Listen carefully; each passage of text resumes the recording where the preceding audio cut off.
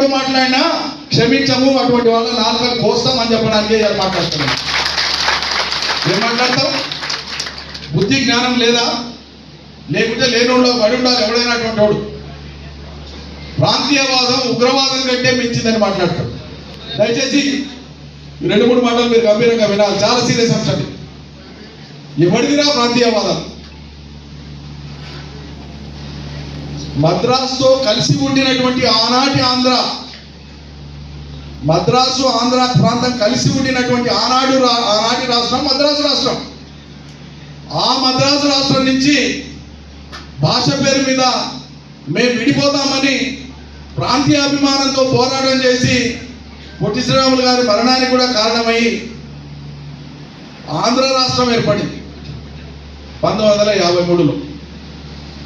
1953లో ఏర్పడినటువంటి ఆంధ్ర రాష్ట్రపు పునాదే ప్రాంతీయవాదం. ఆ ప్రాంతీయవాదమే నిజంగా ఉగ్రవాదం అయితే మీరే ఉగ్రవాదం తప్ప మంది కాదు. మా తెలంగాణ వాదము ముమ్మాటికి ఇది ఒక జాతీయవాదం, నిజమైన జాతీయవాదం తెలంగాణ వాదం. ఎందుకు తెలంగాణ 1948 వరకు భారతదేశంలో ఒక సర్వస్వతంత్ర సంస్థానంగా ఉన్నది, సర్వస్వతంత్ర రాజ్యంగా ఉన్నది, సర్వస్వతంత్రమైనటువంటి సైన్యాన్ని కలిగి ఉంది, సర్వస్వతంత్రమైనటువంటి ఒక నాణ్యాన్ని కలిగి ఉంది, ఒక కరెన్సీని కలిగి ఉంది, 100కు పైగా దేశాలలో రాయబారులు కలిగి ఉంది. ఢిల్లీలో హైదరాబాద్ హౌస్ అనేటువంటి ఒక భవనాన్ని కలిగి ఉంది, రాజరికాన్ని రాజులపై విడిది చేయడం కోసం.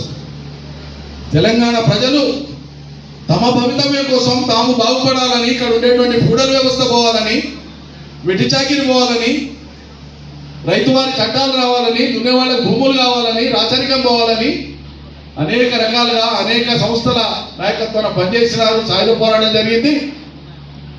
అంతిమంగా ఈ ప్రాంతం సంస్థానం కూడా మాకు దేశంలో విలీనం కావాలని, భారతదేశ విలీనం కోసం, జాతీయత కోసం పాటుపడినట్టు సమాజం తెలంగాణ సమాజంలో వెధవా తెలంగాణ వాదాన్ని ప్రాంతీయవాదం అనేవాడని అంటే నాలుకలు కోస్తాం. తెలంగాణ వాదం ముమ్మాటికి మా సొంత అస్తిత్వం కోసం మమ్మల్ని బలవంతంగా కలుపుకున్న కారణంగా మాకు కావాలని పోరాటం చేసిన తప్పిస్తే మాది ప్రాంతీయవాదం కాదు. ఇంకొకసారి అటువంటి అవాకులు చవాకులు పేలొద్దు. చరిత్ర మీద అవగాహనతో మాట్లాడి చరిత్ర తెలుసుకోండి. మాకు ఏ ప్రాంత ప్రజల పట్ల విద్వేషం లేదు, వ్యతిరేకత లేదు.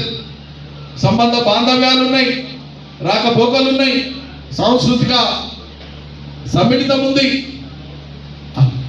అన్ని రకాల భావోద్వేగాల్లో భాగస్వాములమే. మీలాంటి కొంతమంది అవగాహన లేనటువంటి వాళ్ళు, కేవలం రాజ్యాకాంక్ష ఉన్నవాళ్ళు, కేవలం పదవులు కావాలనుకునేటువంటి వాళ్ళు ప్రజలను ఏమార్చి కొన్ని మాటలు మాట్లాడి ఈ రకంగా తెలంగాణను చిన్నబుచ్చేటువంటి విధంగా మాట్లాడితే రాబోయేటువంటి రోజులు చాలా తీవ్రంగా ఉంటాయి. ఇలా కాంగ్రెస్ సర్కారు ఏదో ప్రజలు కొన్ని కారణాల చేత అవకాశం ఇచ్చింది కదా అని ఇలా శత్రువులు మనల్ని ఎక్కిరిస్తుంటే, పరిహసిస్తుంటే, అవమానిస్తుంటే మౌనంగా చూసుకుంటున్నటువంటి రేవంత్ రెడ్డి మొదటి ద్రోహి అవుతాడు తెలంగాణ చరిత్రలో. కాంగ్రెస్ పార్టీ ద్రోహి అవుతుంది. రాసి పెట్టుకోండి. నిజంగా కాంగ్రెస్ ప్రేమించేటువంటి వాళ్ళు మీరు మాట్లాడాలి. ఒక పొన్నం ప్రభాకర్ మాట్లాడినట్టు మాట్లాడాలి. నిజమైనటువంటి తెలంగాణ బిడ్డల పౌరుషం అది. ఆయన ఒక్కడే మాట్లాడాడు, మిగతా మంత్రులు నోళ్ళు పక్షవాదం వచ్చింది, ఎందుకు మాట్లాడతలేదు? తెలంగాణకు అవమానం జరిగినాడు, మీరు ఏ పని చేస్తున్నారు? 100 ఉండొచ్చు. ఇలా రేవంత్ రెడ్డి సర్కారుకు మనకు చాలా అంశాలలో భేదాలు ఉన్నాయి. కానీ తెలంగాణ అంశం వచ్చినప్పుడు మీరు కూడా స్పందించేటువంటి గుణం లేకపోతే మీరు శత్రుపక్షం ఉన్నట్లా ఇటుపక్షం ఉన్నట్లా ప్రజలు ఆలోచించుకోవాల్సి వస్తుంది. కాబట్టి ఇటువంటి సందర్భంలో మీరు మీ సోషల్ మీడియా, మీ పోస్టులు, మీ అవగాహన రోజువారీగా మీరు దాన్ని పెంచుకొని అద్భుతంగా ముందరికి పోయేటువంటి ప్రయత్నం చేయాలి తప్ప మనం సగటు రాజకీయ పార్టీ కాదు. ఇది రాసి పెట్టుకోండి, 100 సార్లు చెప్తాను. సగటు రాజకీయ పార్టీ కాదు మనది. భారతదేశంలోకి వెళ్ళి ఒక భిన్నమైనటువంటి పార్టీ మనది. అతి తక్కువ సమయంలో ఇంత శరవేగంగా సామాజిక జీవనంలో ఆర్థిక జీవనంలో మార్పులు తెచ్చినటువంటి ఏకైక పార్టీ బీఆర్ఎస్ రాసి పెట్టుకోండి. ఏ రాష్ట్రంలో ఇది సాధ్యపడలే, ఏ రాష్ట్రంలో ఇది సాధ్యపడలే. మనం చేసిన అద్భుతాలు మీరు ఒకసారి గుజరాత్కో, మీరు ఒకసారి ఉత్తరప్రదేశ్కో, మీరు ఒకసారి అస్సాంకో ఎప్పుడన్నా అవకాశం వస్తే పోయొద్దు. ఇప్పటికిప్పుడు అవకాశం రాకపోతే రేపు మన ప్రభుత్వం వచ్చినాక ఈసారి నాకు బలమైన కోరిక ఉంది. మన కౌన్సిలర్లను, సర్పంచులను, ఆసక్తి ఉన్న వాళ్ళని అందరినీ కూడా నియోజకవర్గానికి 1000 మందిని వేరే రాష్ట్రం పోయి చూసినట్టు పోయి ఒకసారి పంపించాలి.